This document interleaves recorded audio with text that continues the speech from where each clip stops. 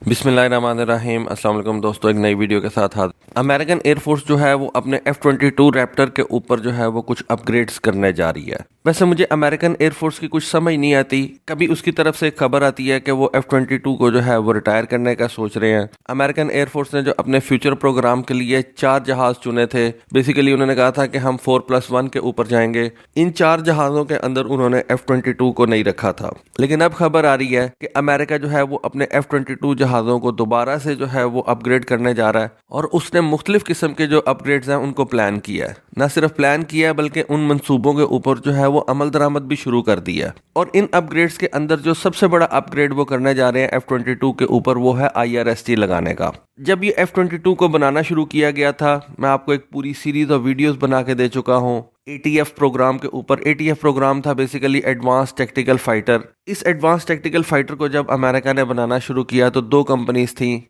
एक कंपनी ने YF-22 बनाया था, एक कंपनी ने YF-23 बनाया था। दोनों जहाज़ों को जो फंडिंग थी वो अमेरिकन एयरफोर्स की तरफ से थी। लेकिन जब ये दोनों जहाज़ बनाए जा रहे थे तो उस वक्त कॉस्ट को मद्देनजर रखते हुए अमेरिकन एयरफोर्स ने IRST का जो प्रोग्राम था उसको ड्रॉप कर दिया था। एक IRST उन्होंने ड्रॉप किया था और एक उन्होंने 3 वेज रेडार जो है उसको ड्रॉप कर दिया था। जैसा कि आपको पता है कि ये J-20 का जो इस वक्त रेडार है या Su-57 का जो रेडार है वो ना सिर्फ सामने वाली साइड से जो है वो स्कैन कर सकता है, बल्कि उसका जो नोज कोन है वो इस तरह से डिजाइन किया गया है। F-22 का नोज कोन भी इसी तरह से डिजाइन किया गया है। ये डायमंड शेप का नोज कोन डिजाइन किया गया है ताकि ये जो है ये साइडवेज भी इसके रेडार जो है उनके पैनल्स लग सकें। लेकिन कॉस्ट को मेंटेन रखने के लिए अमेरिका ने इस आइडिया को जो है वो ड्रॉप कर दिया। लेकिन ये आइडिया चाइनीज ने अपने J-20 के अंदर भी इनकॉर्पोरेट किया है और रशियंस ने अपने Su-57 जहाज के अंदर भी इनकॉर्पोरेट किया है। और इनके जो रेडार्स हैं ये 3 वेज देख सकते हैं, एक सामने वाली साइड पे और 2 साइडों वाली साइड पे। अब बेसिकली हुआ क्या है कि अमेरिकन एयरफोर्स ने एक स्टडी कंडक्ट करवाई और उसको उन्होंने नाम दिया स्मॉल बिजनेस इनोवेशन रिसर्च।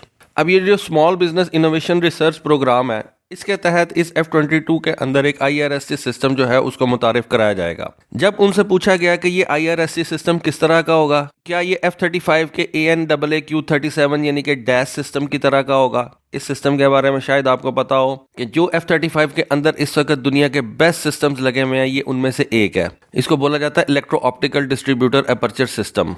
ये जो डैश सिस्टम है ये F-35 के चारों तरफ उन्होंने लगाया हुआ है और ये इसको एक 360 डिग्रीज की जो है ना एक सिचुएशनल अवेयरनेस प्रोवाइड करता है।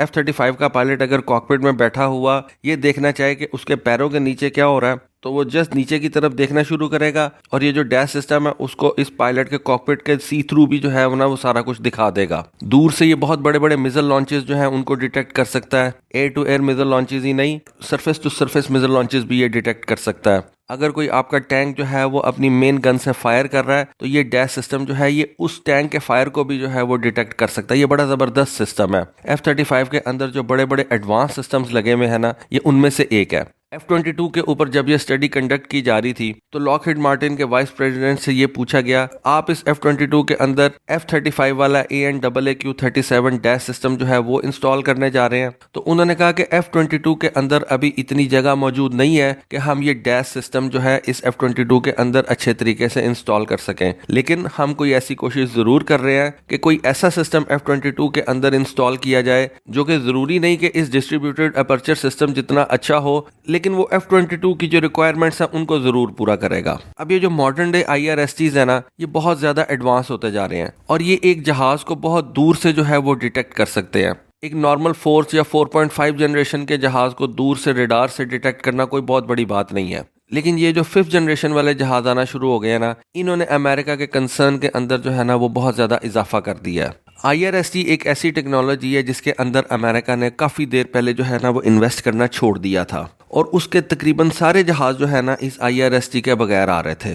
F-35 आया, उसमें उन्होंने एक बहुत ही ज़बरदस्त किस्म का ये सिस्टम जो है ना इसको इंस्टॉल किया, लेकिन उसके जो बाकी जहाज़ हैं उनके अंदर ये IRST सिस्टम्स नहीं लगे हुए। अब अमेरिका जब ये देखता है कि चाइना और रशिया जो जहाज़ तैयार कर रहे हैं और आने वाले दिनों में उनके साथ उनकी जंग भी हो सकती है, तो अमेरिकन को जो है ना ये प्रॉब्लम पेश आएगी। इस वजह से अमेरिकन ने अब जो है ना कुछ ऐसे पॉड्स बनाना शुरू कर दिए हैं, जैसा कि उन्होंने एक लीजन पॉड जो है उसको तैयार किया है जो कि F-15 के नीचे लग सकता है, जो कि F-18 के नीचे लग सकता है, F-16 के नीचे लग सकता है। ये बड़ा एडवांस किस्म का पॉड है। ये लीजन पॉड जब किसी भी जहाज के नीचे लगा होगा ना, तो उस जहाज को अपना रेडार ऑन करने की जरूरत ही नहीं पेश आएगी। और वो जहाज जब अपना रेडार ऑन नहीं करेगा तो उस जहाज से कोई इलेक्ट्रोमैग्नेटिक वेव्स जो है वो एमिट नहीं होंगी, क्योंकि आपको पता है इस वक्त दुनिया के हर मॉडर्न जहाज के अंदर रेडार वार्निंग रिसीवर लगे हुए हैं। पाकिस्तान ने भी अपने JF-17 थंडर के ब्लॉक 3 में ये रेडार वार्निंग रिसीवर जो है वो लगाए हैं, मिजल वार्निंग रिसीवर भी लगाए हैं, रेडार वार्निंग रिसीवर भी लगाए हैं। तो जब आपका रेडार ही नहीं ऑन होगा तो आपका जो एडवर्सरी है वो आपको तलाश करने में उसको थोड़ा सा प्रॉब्लम पेश आएगा।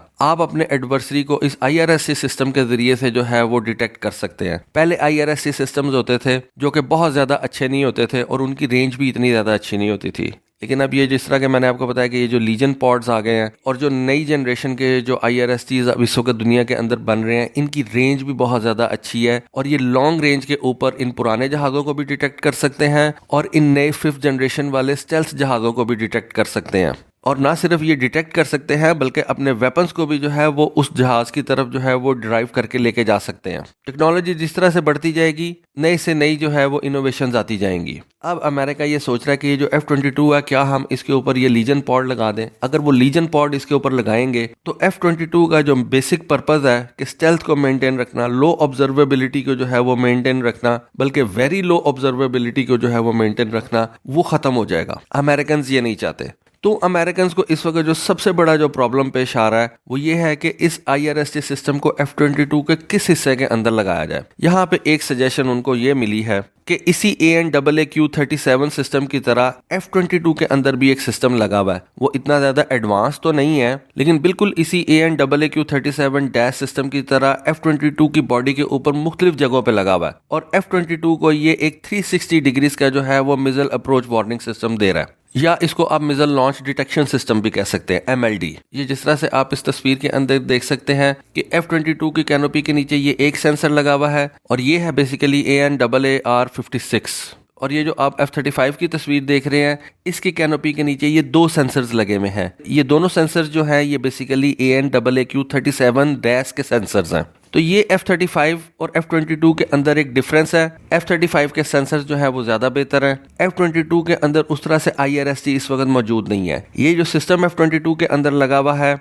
ये एक मिसाइल लॉन्च डिटेक्शन सिस्टम है, या MLD आप इसको कह सकते हैं। तो अब इंजीनियर्स ये कह रहे हैं कि अगर हम इस AN/AR-56 सिस्टम को जो है वो थोड़ा सा एडवांस कर दें या इसकी जगह के ऊपर कोई ऐसा नया सिस्टम लगा दें जो इस मिसाइल लॉन्च डिटेक्शन के साथ साथ इसको IRST भी प्रोवाइड कर दे, तो इस F-22 का जो स्टेल्थ है वो मेंटेन रहेगा। एक और जो मैंने आपको जिस तरह के बताया कि इसके ऊपर लीजन पॉड जो है उसको इंस्टॉल कर दिया जाए, लेकिन वो तो हाईली अनलाइकली है क्योंकि F-22 का जो है वो स्टेल्थ कभी भी कॉम्प्रोमाइज नहीं करेंगे। लेकिन उसके अगेंस्ट आर्गूमेंट में कुछ लोग ये कह रहे हैं कि अगर एक F-22 के ऊपर आप ये लीजन पॉड लगा देते हैं और उसका स्टेल्थ कॉम्प्रोमाइज हो भी जाए तो कोई ऐसा मसला नहीं है, क्योंकि ये डाटा लिंक के जरिए से अपने दूसरे F-22 के साथ कम्युनिकेट कर सकता है। आप कुछ ऐसी टैक्टिक्स जो है उनको डिवाइस कर सकते हैं, उस F-22 को जो है वो आप किसी तरीके से प्रोटेक्ट कर लें, लेकिन फिर भी उसमें जो है ना वो कॉम्प्रोमाइज वाला एलिमेंट ज्यादा आ जाएगा, जो कि आई डोंट थिंक सो कि F-22 के साथ वो अमेरिकन करेंगे। जैसा कि आपको पता है कि ये F-22 जो है ये लॉकहीड मार्टिन का AN/AQ-33 sniper advance targeting pod भी नहीं उठा के लेके जा सकता। इसके अंदर भी थोड़े से IRST फंक्शंस होते हैं। ये पूरे तरीके से तो IRST की जो फंक्शनैलिटी है उसको नहीं प्रोवाइड करता आपके जहाज को। ये बेसिकली जो स्नाइपर एडवांस टारगेटिंग पॉड है इसको आप एयर टू ग्राउंड पर्पसेस के लिए इस्तेमाल करते हैं। प्रिसीजन स्ट्राइक्स आपने करनी हो तो इस पॉड को जो है वो इस्तेमाल किया जाता है। रिकॉनेसेंस के लिए भी इस पॉड को इस्तेमाल किया जाता है। पाकिस्तान एयरफोर्स जो है वो इस पॉड को इस्तेमाल कर रही है। अपने F-16 के ऊपर हमने इसको लगाया हुआ है। अमेरिकन एयरफोर्स जो है वो अपने B-1B बॉम्बर्स के ऊपर भी इस पॉड को इस्तेमाल करती है, लेकिन F-22 के ऊपर ये वाला पॉड भी नहीं लगाया जा सकता। F-22 के मसले ही बड़े ज्यादा है। एक और सजेशन जो है इस वक्त ज़ेरे गौर है और वो ये है कि जिस जगह पे F-22 के ये साइड वाइंडर मिसाइल जो है वो रखे जाते हैं ना, अब वहां पे इस IRST पॉड को फिक्स कर दें। यानी कि आप एक साइड वाइंडर जो है उसको कम कर दें और उसकी जगह पे आप एक IRST पॉड जो है वो लगा दें, तो उससे स्टेल्थ तो इतना ज्यादा कॉम्प्रोमाइज नहीं होगा, लेकिन आपके F-22 के पास एक IRST की जो है ना वो फैसिलिटी आ जाएगी। और उसके अंदर भी बहुत से लोग जो है ना वो बहुत ज्यादा स्केप्टिकल हैं कि ऑलरेडी F-22 एक इतना ज्यादा महंगा जहाज है और उसमें इतने ज्यादा कम वेपन्स जो है हम कैरी कर सकते हैं। एक अगर हम साइड वाइंडर और निकाल देंगे तो जो F-22 का मेन पर्पस है वो जाता रहेगा, जिस वजह से इस सजेशन को भी जो है ना वो बहुत से लोग नहीं मान रहे। बेसिकली हो क्या रहा है इस वक्त मैं आपको समझाता हूँ। ये सारी बातें तो है अब अमेरिका खुद से कर लेगा। अगर उसने F-22 के ऊपर IRST लगाना है तो वो किसी ना किसी तरीके से लगा देगा। या लीजन पॉड लगा देगा, या उसका ये जो ANAR-56 सिस्टम है इसके ऊपर जो है वो कोई रिप्लेस करके कोई नई चीज लगा देगा, या वो साइड वाइंडर की जगह पे कोई IRST सिस्टम लगा देगा, जिस तरह भी करेगा। लेकिन वो कर क्या रहा है? देखें, ये जो इस वक्त F-22 का रडार है ना, नो डाउट ये इस वक्त दुनिया का बेस्ट रडार है, लेकिन अमेरिका इससे भी डर रहा है कि अगर हमने इस रडार को ऑन करके जो है वो किसी भी फाइट के अंदर गए तो चाइनीज और रशियंस जो है वो इस रडार की एमिशंस को जो है वो कैप्चर कर लेंगे और वो इस F-22 को इस रडार के जरिए से डिटेक्ट कर लेंगे। लेकिन फिर मैं यही कहूंगा कि ये जो F-22 का रडार है AN/APG-77 एईसा रडार, ये इस वक्त दुनिया का बेस्ट रडार है और इसको डिटेक्ट करना बहुत ज़्यादा मुश्किल है, इसको जियो लोकेट करना और ज़्यादा मुश्किल है, और अमेरिकन एडवर्सरीज के पास जितने भी ज़्यादा एडवांस सेंसर्स हो जाए इस एईसा रडार को डिटेक्ट करना काफ़ी ज़्यादा मुश्किल है। लेकिन फिर भी अमेरिका यही चाहता है कि इस रडार को भी यूज़ ना किया जाए और IRST के ज़रिए से दुश्मन के जहाज़ों को लोकेट किया जाए, लॉन्ग रेंज पे लोकेट किया जाए और उनकी तरफ जो है ना वो मिसाइल्स वगैरह फायर किए जाए। ये जो इस वक्त मॉडर्न IRSTs है ना, ये जहाज़ों को भी डिटेक्ट कर सकते हैं, स्टेल्थ जहाज़ों को भी डिटेक्ट कर सकते हैं, ड्रोन्स को, बॉम्बर्स को, इवन क्रूज मिसाइल्स को भी ये डिटेक्ट कर सकते हैं। और इन IRSTs को इस्तेमाल करने के लिए आपके जहाज को किसी भी किस्म की इलेक्ट्रॉनिक एमिशंस जो है ना वो अपने जहाज से नहीं निकालनी पड़ती। तो ये जो IRST सिस्टम्स है ना, ये इस वक्त बहुत ज्यादा इंपॉर्टेंट होते जा रहे हैं। ऐसा लग रहा है कि बहुत सी एयर फोर्सेस जो है ना वो इस वक्त रडार से ज्यादा इस IRST के ऊपर जो है ना वो काम कर रहे हैं। शायद इसी वजह से पाकिस्तान एयरफोर्स जो है वो ये J-10 जहाज ले रही है, क्योंकि उनके अंदर ऑलरेडी ये IRST सिस्टम लगा हुआ है। और ये जो F-22 है इसके लिए तो ये IRST सिस्टम बहुत ज्यादा जो है वो बेहतर तरीके से काम कर सकता है, क्योंकि ये F-22 जो है ये 60,000 फुट की बुलंदी के ऊपर जाके इजीली पेट्रोल कर सकता है। और इतने एल्टीट्यूड के ऊपर जहां पे इतनी ज्यादा ठंडी हवा हो, IRST के लिए ये बेस्ट एनवायरनमेंट है वर्किंग करने के लिए। तो इस वजह से शायद अब अमेरिकन एयरफोर्स अपने F-22 के अंदर भी जो है ये IRST सिस्टम लगा रही है। F-35 के अंदर तो एक बड़ा एडवांस सिस्टम जो है उसके पास मौजूद है। पाकिस्तान एयरफोर्स भी अपने J-10s के अंदर ये IRST सिस्टम्स लेके आ रही है। तो इस वक्त तो ऐसा लग रहा है कि IRST की जो डिमांड है वो दुनिया की एयरफोर्सेस के अंदर बढ़ती जा रही है। तो देखें आने वाले दिनों के अंदर किस तरह से इसके ऊपर डेवलपमेंट्स होती हैं। तो दोस्तों आज के लिए बस इतना ही। कमेंट सेक्शन के अंदर अपनी राय से जरूर आगाह कीजिएगा। अल्लाह हाफिज।